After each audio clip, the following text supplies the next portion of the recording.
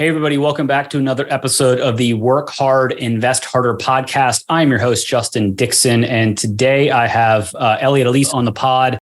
He is a 25-year-old real estate investor, has been doing it about a year or so, and he comes at it from a little bit of a different angle than some of the other guests that we've had on that are in the commercial space, whether it's multifamily or anything like that. He's doing single family distressed property targeting. So he calls himself a professional opportunist. So it's really cool to hear kind of what he's been doing. He literally cut the cord from his engineering job and jumped headfirst into real estate, and really love his passion and interest in kind of building out his real estate business. Just a good episode overall. So let's get Elliot on the pod.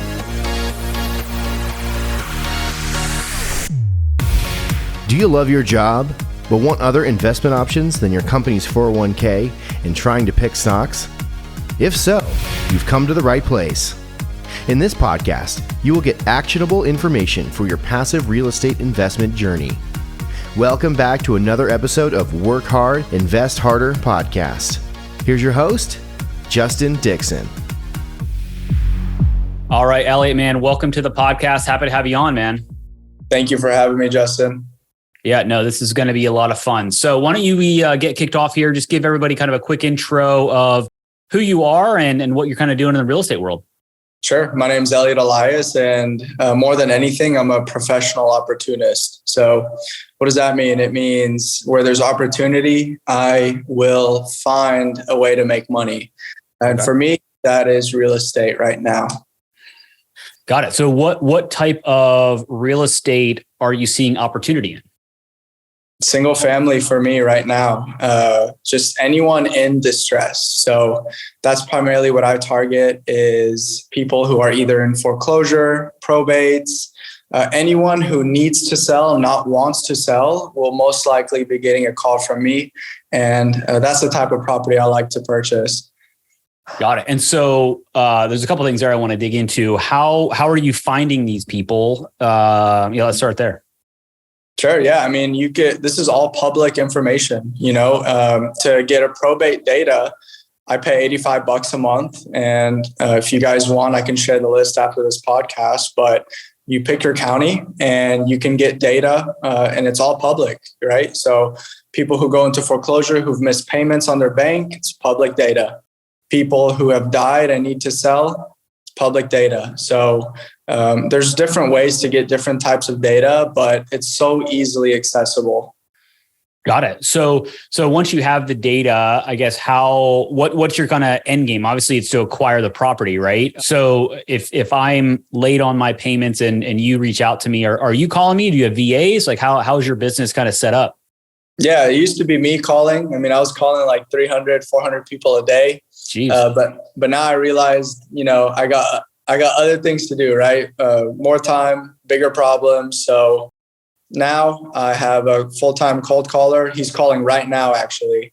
And he's calling this list. And his only job is to get them their hand raised and say, okay, he's ready or she's ready to speak to Elliot. Elliot's going to call him and close the deal. Got it. So then your job to close that deal is what? And then are you buying these things in cash? And then are you flipping them, wholesaling them, buy and hold? Like what's your strategy? Man, I can answer all those questions and with one answer. I mean, it depends on the motivation. Some people want to stay in the house. Some people, like let's say foreclosures.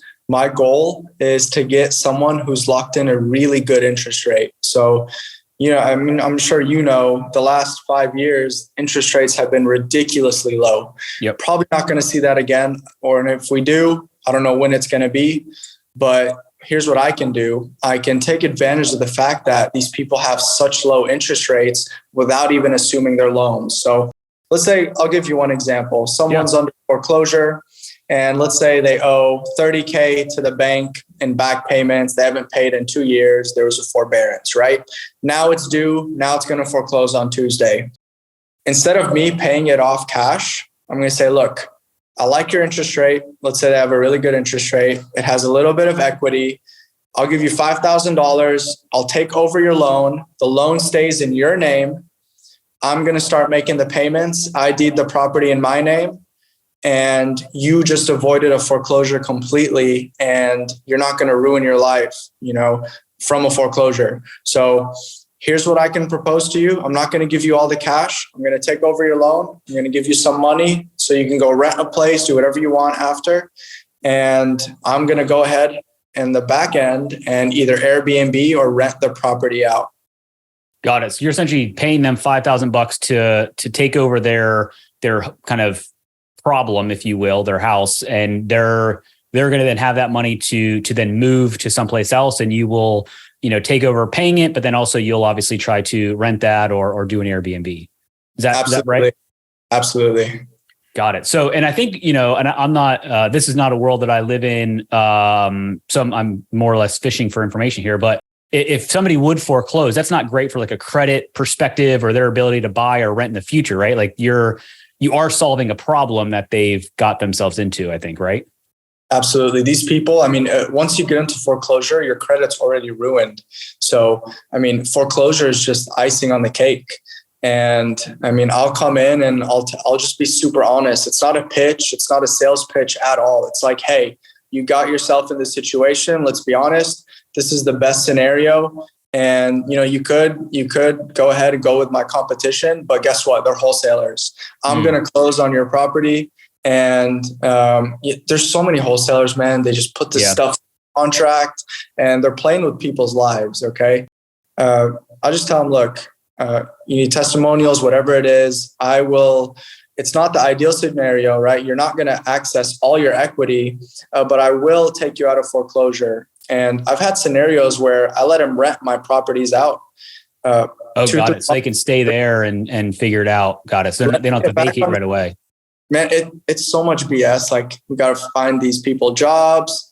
We got to get their life in order again. Why haven't you done this and that? So it is a headache for sure. You could say it's cheap because I'm only paying $5,000, but it's weeks of just holding their hand to get back on their feet. Yeah. Yeah, no, that's interesting. And then, so you talked a little bit about you're buying county lists, I guess. So where are you seeing opportunity now? You're in Texas, you're here in Austin, where I live. Next time we'll have to do this in person. But I guess where are you seeing opportunity now? Anywhere. People are dying everywhere. People are behind on their payments everywhere. People are behind in taxes everywhere. I could pick any county in the US and do the same thing I do. Okay. But I love Austin because I feel like it is the best market on earth. And I'm so lucky to be here and to be able to invest here in Austin, Texas. Got it. And I guess, are you just generally in Austin, or are you kind of also looking kind of outskirts of the city and, Georgetown and, all these other kind of areas, or are you literally having your cold caller call every county in Austin? Every county. Well, not every county. We do 2 to 3 counties. We want to stay small, right? I do feel like opportunity is lost when you try to eat too much, right? Yeah. Like, eat what's in front of you until we can grow. So right now I'm primarily in Bell County and city of Austin. So Bell County, if you don't know, is an hour north of Austin. Okay. It holds cities like Killeen, Temple, and Copper's Cove. And basically it's run by the military town. It has one of the largest military bases on earth. So yeah. Killeen's a massive military presence for sure. It's crazy. And that's not why I invest there. I invest there because the bridge is going to be gapped, right? I-35 goes straight through Killeen, Texas. So, I'm young, I'm 25. By the time I'm 35, hopefully the fish turn into, beautiful things. Yeah. Yeah. No, it's interesting. If you think about what Dallas and Fort Worth have done over the last, 20 years or so, have just kind of grown together. You're already seeing that between Austin and San Antonio, and you're obviously also seeing that between Waco, which is about an hour and a half or so north of Austin. You're already starting to see that 35 corridor start to get more businesses pushed out farther and farther north, Georgetown, to all of that. So it's definitely interesting. I'm kind of curious about the Airbnb stuff. So other than renting back to the tenant, right, for a few months so they can kind of get some things together to kind of move out. What you're then transitioning them into Airbnbs or short-term rentals. So how is that market up there in Bell County, up in kind of the Killeen Temple area from a short-term rental perspective? It's surprisingly good. Like the fact that it has one of the largest military bases on earth holds not only soldiers, but the families of soldiers. Like they come and they have to visit, right? People come, it's primarily driven by the military. So it's not a destination. I'm not going to go to Killeen, Texas on vacation, right? I never would do that. But I will go to visit my cousin who's in the military, who's serving. And I mean, there's so many people up there. Airbnbs are not even allowed, right? It's kind of like Austin. It's taboo in the city of Austin, but people still do it. But it's not as strict in Killeen, right? So people do it, and hotels are crap up there, and people just need housing. So there's a market for it for sure. Yeah. And I guess, so how long have you been doing this? You said you're 25, I think you said. Obviously, started your real estate journey early, which is great. I wish I would have started when I was your age or younger. But, I guess, how do you think about kind of, when did you get started in this, and kind of maybe start a little bit about your origin story of kind of, growing up, and then how did you get, attached to real estate? Absolutely. I mean, I quit my job, my W-2 job, which is why I initially moved to Austin to pursue civil engineering. Okay. Actually, April 14th of last year. So April 14th, I said, screw it. I'm going to be all in real estate.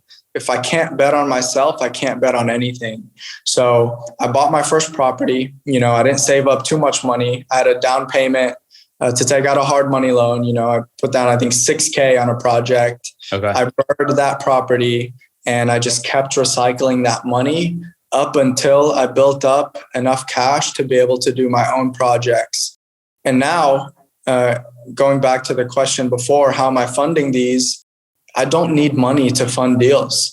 Like everyone, and I'm sure you know this, Justin, everyone has money. Everyone and their mom has money, but no one has a good deal. So right now, the value is in the deal. I'm building a machine essentially to where I can dish out great deals. Yeah. And if I build good relationships with people I want to do business with, and people who want to do business with me, there's so much opportunity to partner on all these deals. So I don't have to have a single dollar in my bank account. All I have to have is a good pipeline of deals. Interesting. No, I definitely want to dig into that, because a lot of people that listen to this podcast are, hardworking, typically W-2 employees, or maybe they're a business owner and they make good money, but they're always looking for different options for places to put their cash. So before we jump into that, let's take a quick sponsor break and we'll be right back. Whether you're in a job you love or hate, building a financial foundation is important. This foundation can support you by providing passive income, stability in an uncertain economy, or the launching pad for you to start your own business. Great Venture Capital helps busy professionals invest in commercial real estate to build passive income streams, grow wealth, and take advantage of tax benefits. If you'd like to learn more, check us out at greatventurecapital.com or send an email to justin@greatventurecapital.com. All right, we are back on the Work Hard, Invest Harder podcast with Elliot. Before the break, we were talking about how you're kind of not necessarily needing to fund deals. You kind of you talked about people have money, and if you bring a good deal, you'll be able to figure that out. I'm kind of curious about a W-2 employee, if they want to get started in real estate, maybe they want to start how you started, right? You talked about a BRRRR. So I've had somebody else on that talks about BRRRR. So maybe first of all, give an example of what a BRRRR means, right? It's an acronym. So talk about that. And then, if they want to kind of get into their first deal in the same manner that you did, maybe explain about that process. That'd be helpful. It all starts with the deal. You have to buy the deal at least 30% under market value to be able to execute a BRRRR minus repairs. So what is a BRRRR? It's BRRRR. So it's buy, rehab, rent, refinance, and repeat. And the goal is what your all-in cost is is at least 70 or at most 75% of what the ARV is. So I'll give you an example. I bought this property for $80,000. I put $15,000 into it. Okay. I'm all at $95,000. The property appraised for $160K. So after my all-in costs are $95K, instead of selling it and recapturing that whatever $60K, $70K equity, I take out a loan and refinance it. And now I get $122,000 from the bank tax-free. And guess what? I still own the property, and I put a tenant in there and they're paying my mortgage. So it's not a way to build capital. It's a way to build wealth. Yeah. Yeah, no, I think that's really interesting. And so you essentially found this house. Let's just use that deal as an example. How did you find that property? I was just cold calling realtors. I mean, I was broke and I had no money and I quit my job, right? I was an engineer. I was doing great. And then my income stopped and I still had rent. Right. I still had to pay, I had a girlfriend, so she was expensive too, right? So, I didn't want to tell her, hey, baby, things are dry, right? I got to grind. So the only thing I could do for free is essentially call realtors. And I still call realtors. There's great sources for deals. So I think I called every single realtor in Bell County. Half of them got sick of me. One of them found me a deal. And she was just listing this property. It was actually a property her grandmother died in. And she was just too emotional to negotiate or anything. I said, hey, I'll buy it, $80K. I still feel like I overpaid for that property, but it was a good BRRRR.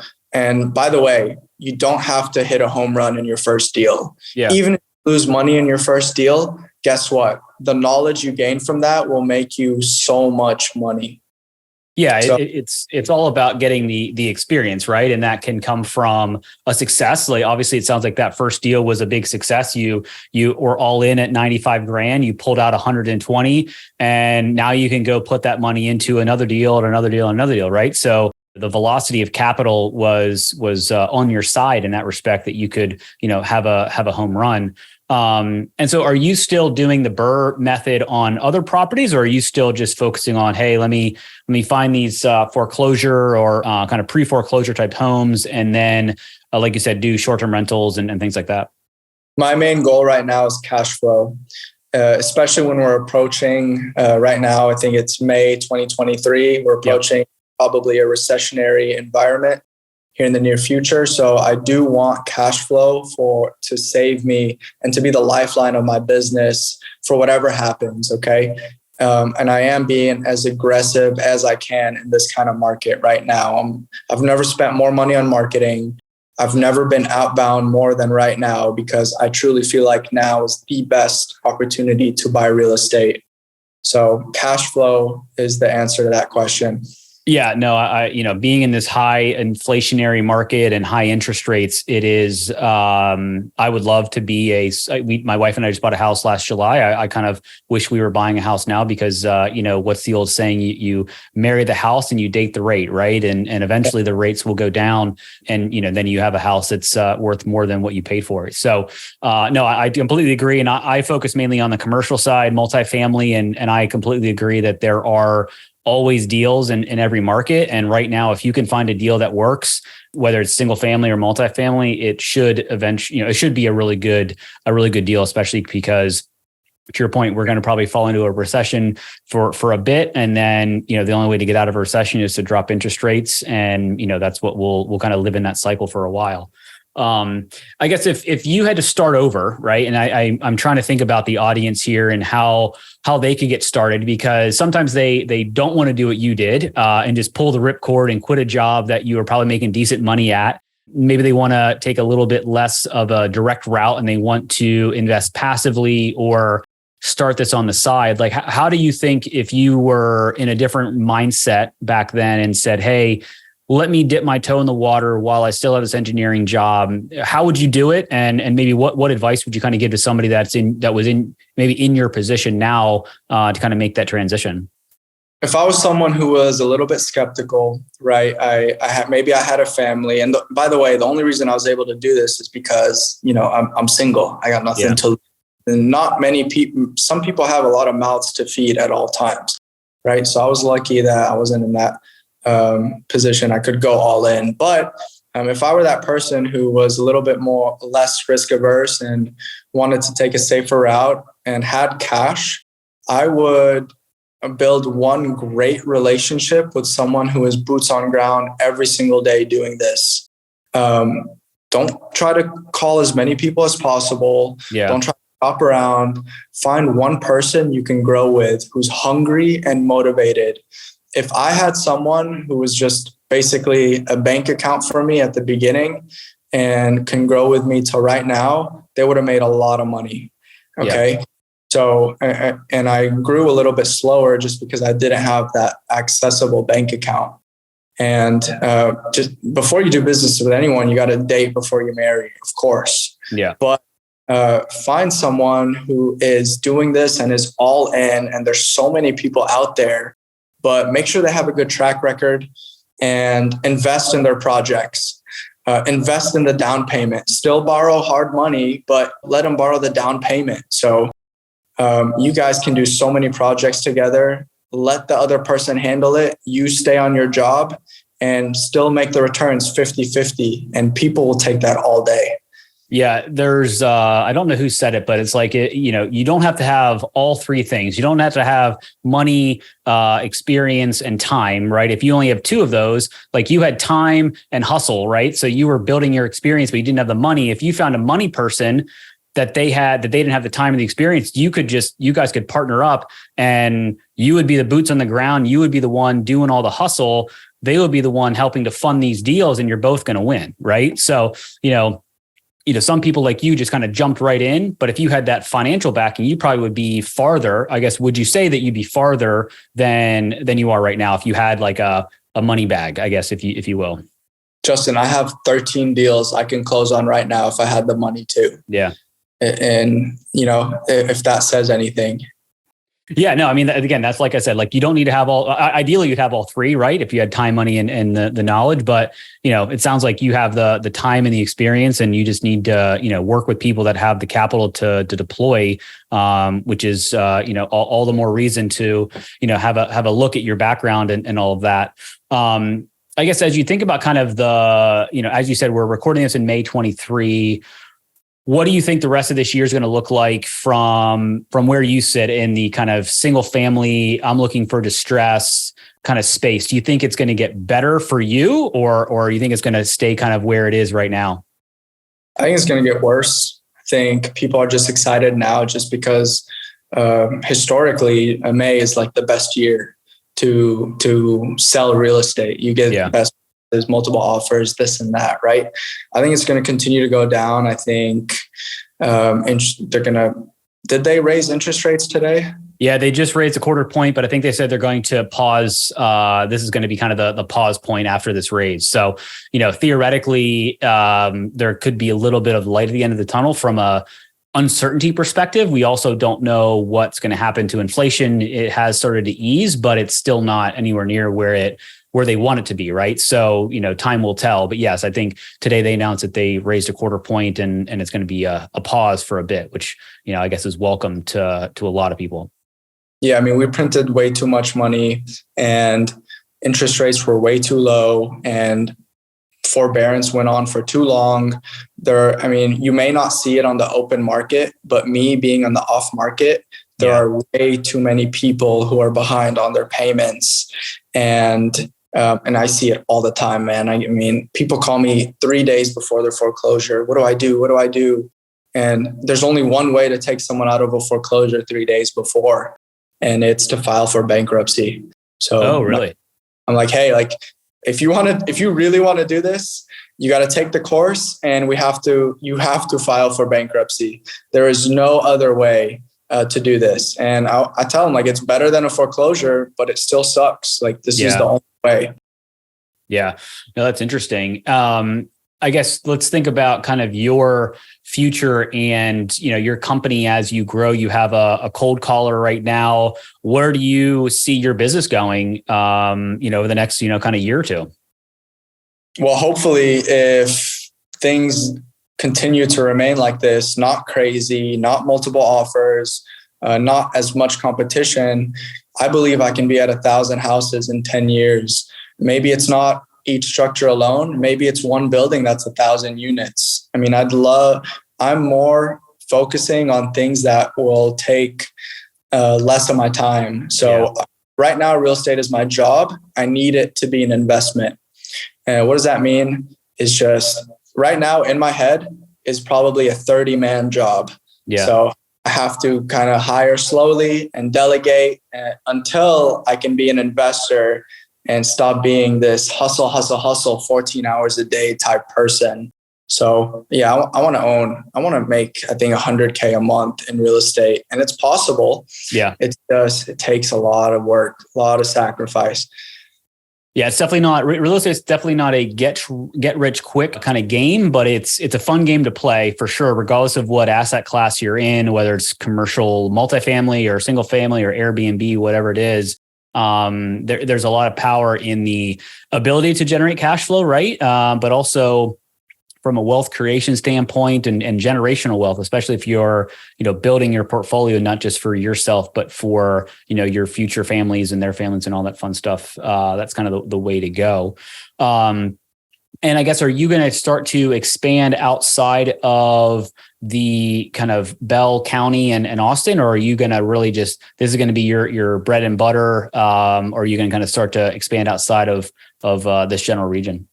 I'd like to buy everywhere. I mean, my company, Elias Holdings, I'd like it to be in every state, every country, Dubai, Lebanon, Thailand. I mean, I want to own real estate everywhere. And like I said, I'm a professional opportunist. So wherever there's opportunity, I'm going to go. But I'm not going to do it in a way to where I expand to different markets and then I inhibit myself with what I'm doing right now, right? I'm going to keep crawl, walk, run, right? You don't want to expand too fast and take too much of a scattergun approach. You got to, get good at what you're good at and then expand outside of that general market. So no, that makes sense. No, this has been great, man. I really appreciate the time. I want to kind of transition into kind of the final 3 questions that I ask every guest on the podcast. So what's the one piece of advice that got you started or helped you on your real estate journey? Fearlessness and self-belief.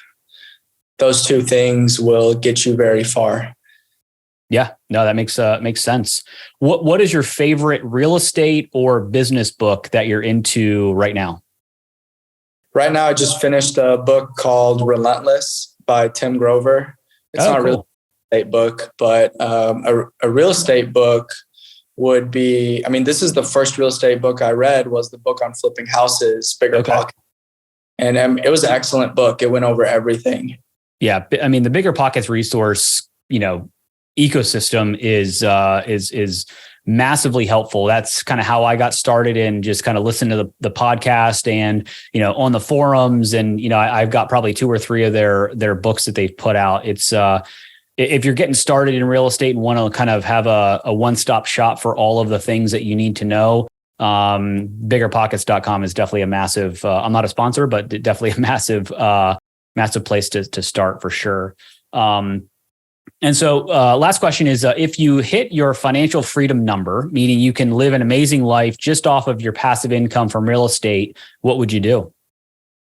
I'd be eating tacos and drinking margaritas somewhere on the So not to everybody that I ask that question, they're always like, well, I would still do what I'm doing. I'd still do real estate and all this stuff. But you took the exact opposite approach, and probably the approach that I would probably take is just chill out for a bit, right? At least for a couple of months and, get out of the hustle.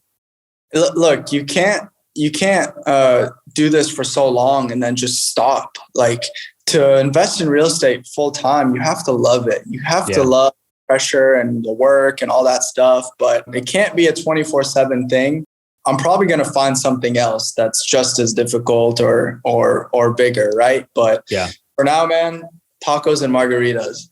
No, that's fair. That's fair, man. That's not a bad place to start for sure. But no, Elliot, man, I really appreciate you being on the pod. A lot of good information, especially because we haven't had really anybody that does a lot of this kind of single family, going after some forbearance and kind of foreclosure space. So definitely appreciate the context for sure. And really happy to have you on the pod, man. Thank you for having me, brother. I love to see what you're doing. And when we first met, you didn't have a podcast. That's right. I was like, you know what, man, the way this guy asks the greatest questions, I feel like I should have a podcast. So I have a recruiting business and I've been doing that for 16 years. So I interview people literally all day, every day. So it just, now I have a microphone and a Zoom up and I'm doing it about real estate. So I appreciate the feedback, and yeah, let's grab a taco and a margarita sometime soon in Austin. Let's do it, man. Awesome. Well, I hope everybody took something away from that episode. I've got another one dropping soon, so keep listening. See ya. I hope you got value out of this episode of the Work Hard, Invest Harder podcast, your one-stop shop for education on how you can continue to work hard in your career and have different options to invest even harder. If you took anything away from this episode, please leave a written review. I read every review as it helps me serve you better. If you're listening to this podcast, it means that you want to grow your passive real estate portfolio. The easiest way to do that is to join our investor club by heading to greatventurecapital.com/invest. The link is in the show notes. See you on the next episode.